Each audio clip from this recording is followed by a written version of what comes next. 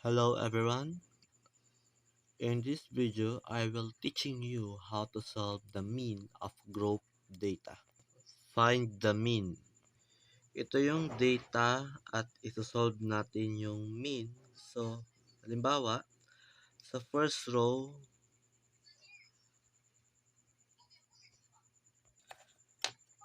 meron tayong between 5 and 10 and frequency 1. Ang ibig sabihin po nito is, for example, score. 5 at 10 na score is may nakakuha na isang tao. At sa 10 to 15 naman po na score is may nakakuha na 4 na tao. 15 to 20 may 6 na taong nakakuha. 20 to 25 may 4 na taong nakakuha. 25 to 30 may 2 taong nakakuha. 30 to 35 is may 3 taong nakakuha. Ngayon po, ay hahanapin natin yung X. Sino ba si X? Yung add column na X is plus mark is yan po yung gitna ng bawat interval. Yung interval po ay yung 5 and 10, 10 to 15, 15 to 20, 20 to 25, 25 to 30, and 30 to 35. Para po makuha natin yung gitna ng interval is i-addition lang natin is 5 plus 10 at i-divide 5 plus 10 is 15 at i-divide natin siya sa 2. 15 divided by 2 is 7.5. Yan po yung gitna ng interval natin. 10 plus 15 is 25 at i-divide naman po natin siya sa 2. 25 divided by 2 is 12.5. 12.5. 15 plus 20 is 35. At i-divide naman po natin siya sa 2. 35 divided by 2 is 17.5. At 20 plus 25 is 45. At i-divide naman po natin siya sa 2. So, 45 divided by 2 is 22.5. At 25 plus 30 is 55. So, 55 divided by 2 is 27.5. 30 plus 35 equals tama, 65. So, 65 divided by 2 is tama po, 32.45. So, ngayon, ang gagamitan naman po natin na solution is yung X.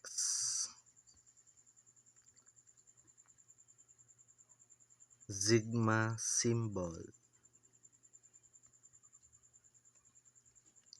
Fx and tap.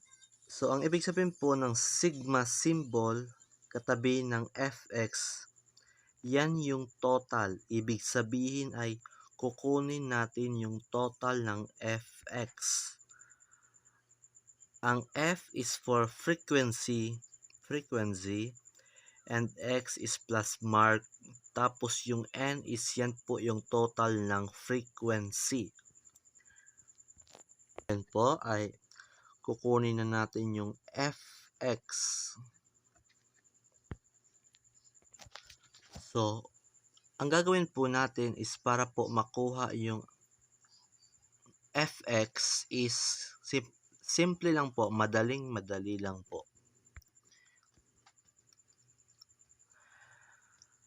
Yung x is yung frequency is ita-times natin sa 7.5, ba? 1 times 7.5 equals, tama po, 7.5.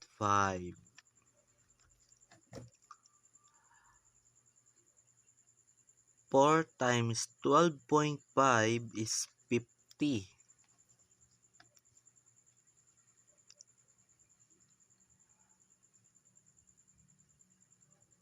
6 times 17.5 is 105 po. 4 times 22.5 is 90 po. 2 times 27.5 is 55 po. 3 times 32.5 is 97.5 of fx. So, paano po ba natin makukuha ang n? N equals or total ng frequency. I-addition lang po natin to. 1 plus 4 is 5, plus 6 is 11, plus 4 is 15,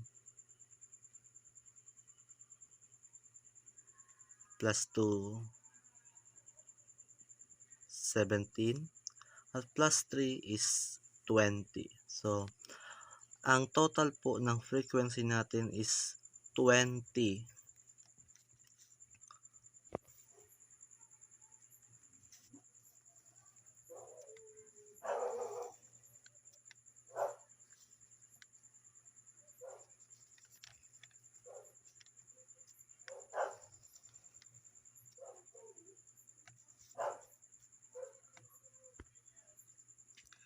At para makuha naman po natin yung ating fx total is ito lang po. Add din po natin to. 7.5 plus 50 plus 105 plus 90 plus 55 plus 97.5 is 405. So, ayan po. Meron na po tayong score, interval, frequency, x, and fx.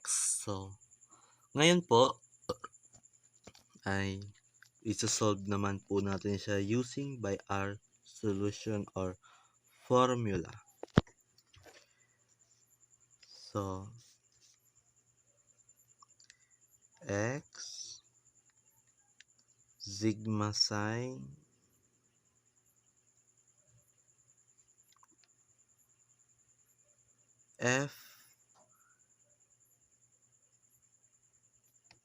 fx is 405.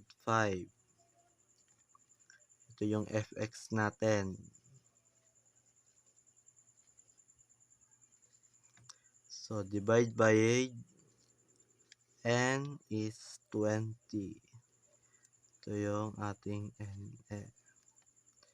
Equals 405 divided by 20 is 20.25.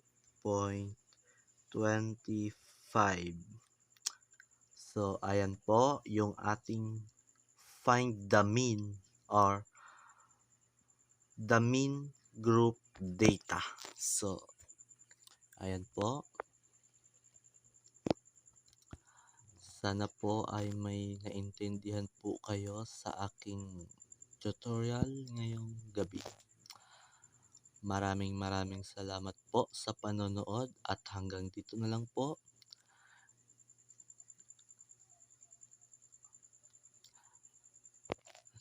Maraming salamat po. Paalam. Hello guys, magandang gabi po sa inyo. So ngayon, ang susunod nating solve is find the mean. For example, ay meron tayong age, frequency.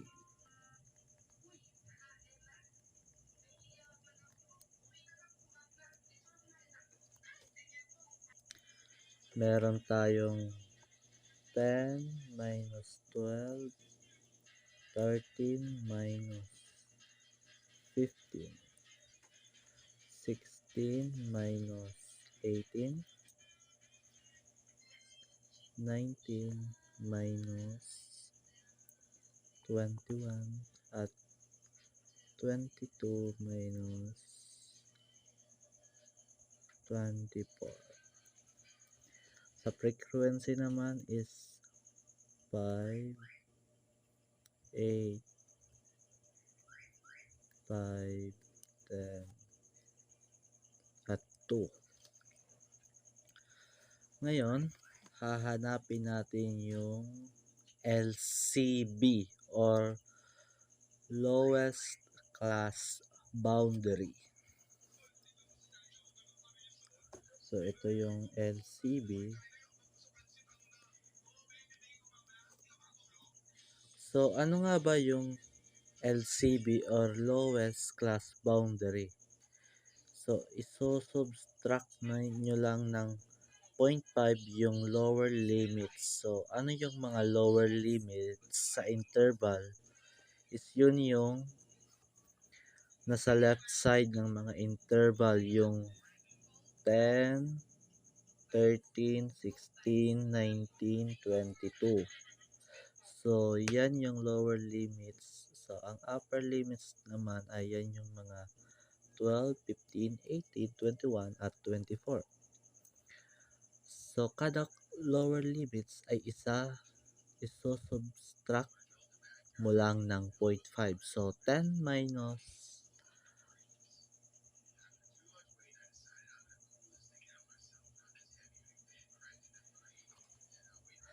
10 minus 0.5 is 9.5. So, ilalagay natin dito is 9.5. At saka 13 minus 0.5 naman. So, 13 minus 0.5 is 12.5. Meron din tayong 16 minus 0.5 is equals to 15.5. 19 minus 0.5 is 18.5. Meron din tayong 22 minus 0.5. So, equals is 21.5. So, sunod is kukunin naman natin yung less than L or CF or class frequency. Yung less than class frequency, ang una natin gagawin is copy lang natin yung numbers na 5. Copy lang natin yung numbers. So, ang una is 5. Next is i-add natin siya sa next frequency. 5 plus 8 equals 13. So, 13 plus 5 is 18.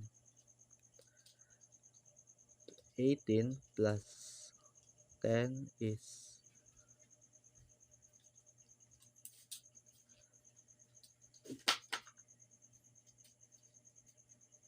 28.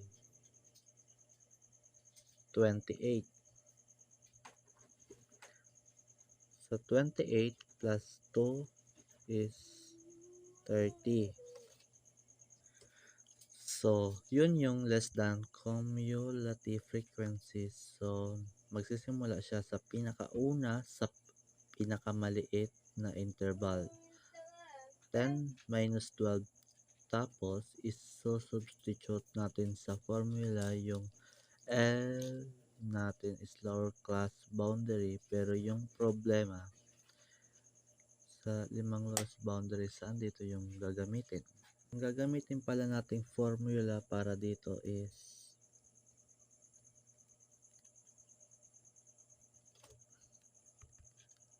x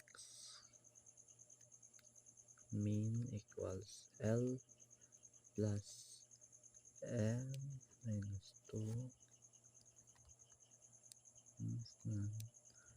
CF L tsaka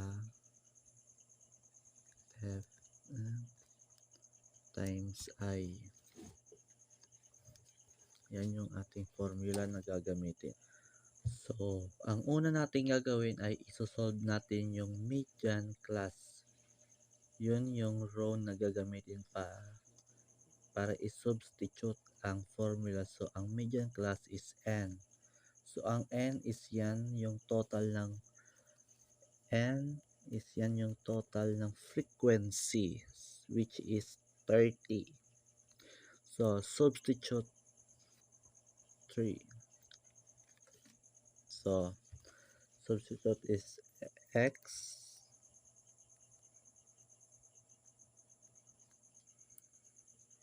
equals n 2. So, n equals 30 by 2 equals 15.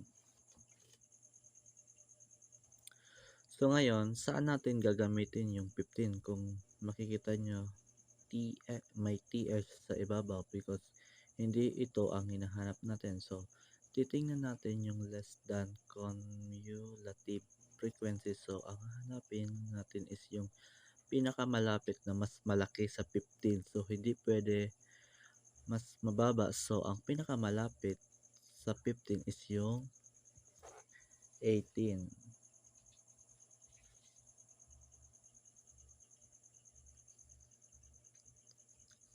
So, i-substitute natin.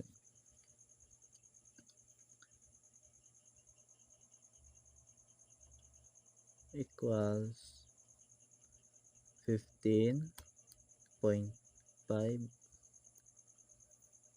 plus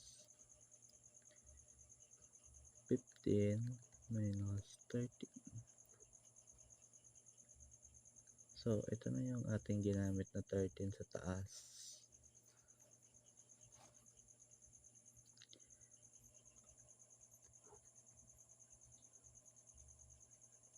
Tsaka 3 divided by 3. If x times x the class size, tapos frequency of class is,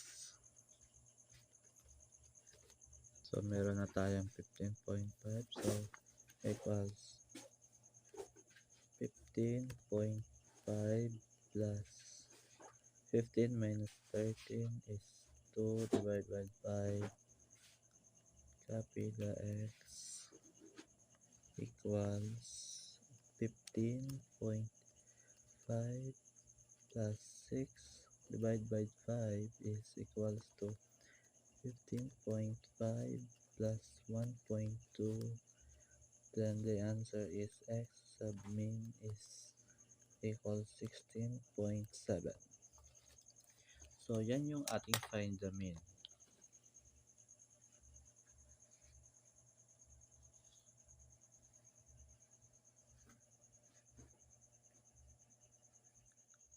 Ang sunod naman nating isosolve is find the mode.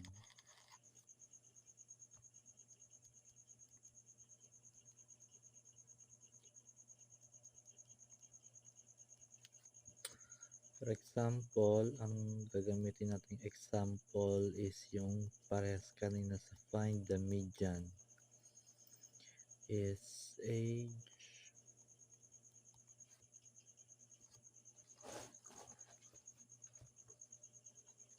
merong frequency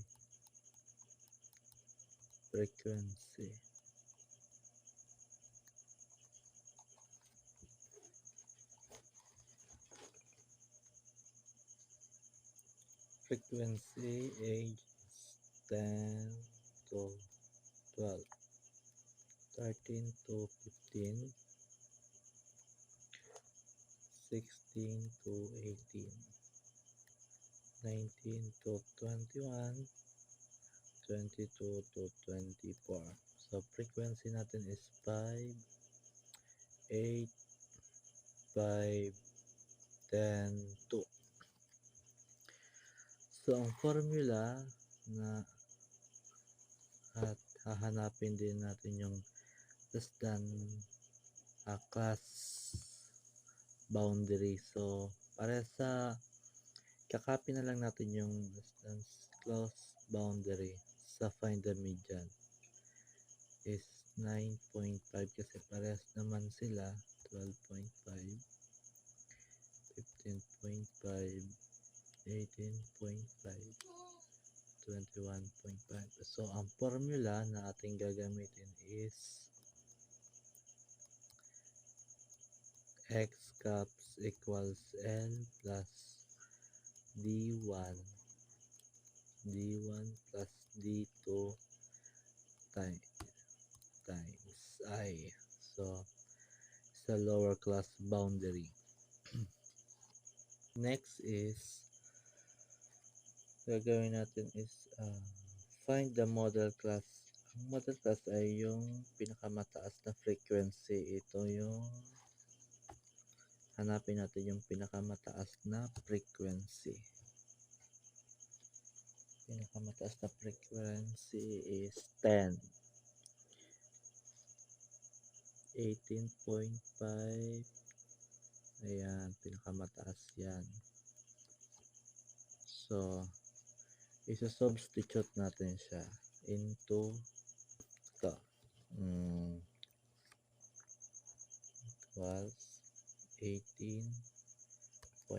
Ito yun, 18.5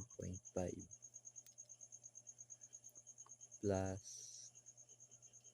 D1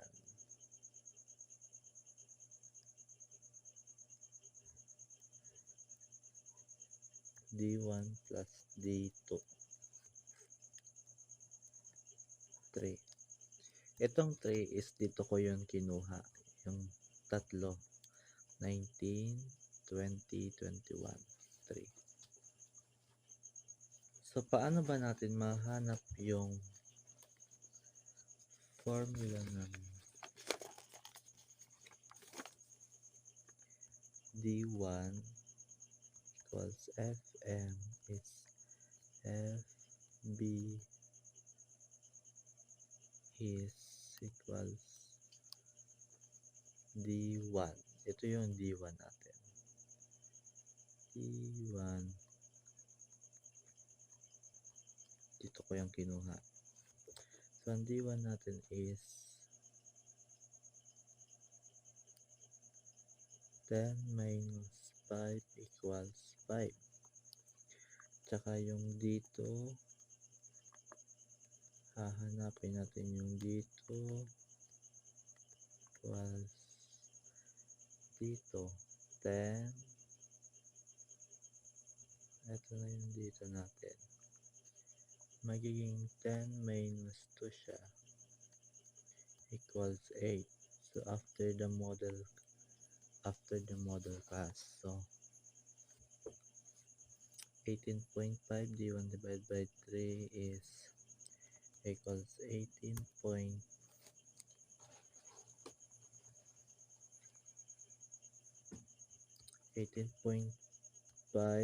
plus yung D1 natin is 5 tsaka dito D1 5 plus 8 3 equals 18.5 plus 5 divided by 13 times 3. So equals 18.5 plus 15, 13. So 18.5 plus 15 divided by 13 is 1.15. So yung ating x caps equals is 19.65. If 18.5 plus 1.15 is 19.65. So ito na yung ating x caps.